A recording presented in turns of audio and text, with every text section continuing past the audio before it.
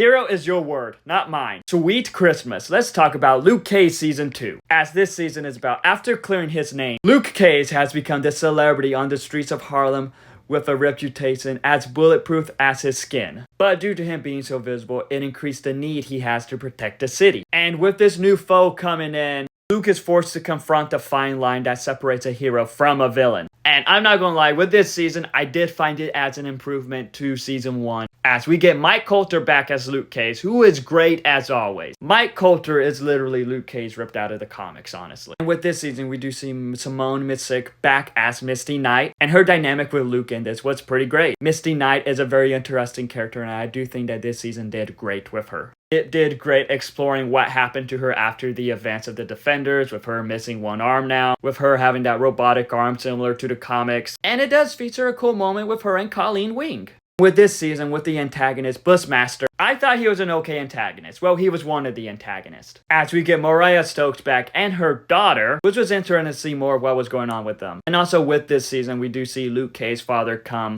played by Reggie Cathy, who did great. I believe this was one of his final projects, as he sadly passed away before this was released. So with this season, it did have some interesting dynamics, interesting character dynamics with Luke and other characters from his father, Claire, as that relationship seems to be over. But also with this episode, we do see Danny Rand, Finn Jones, coming back as Danny Rand for one episode, and that was the best version of Iron Fist that we have gotten. It just felt like that the people behind this series, the writing behind this series, the producers and all that, cared more for the character in this episode compared to the character in his own series. Episode 10 of this season is proof that Finn Jones can play a great Iron Fist, as we got that heroes for hire dynamic that we want to see. Finn Jones and Mike Coulter have great chemistry, great dynamics for one another. So I hope when they bring back Luke Cage and Danny Rand, they just give us a heroes for hire series. But with how this series is, we do see Luke Cage make some big decisions, as he is kind of pushed to his limit on how he is trying to protect this city,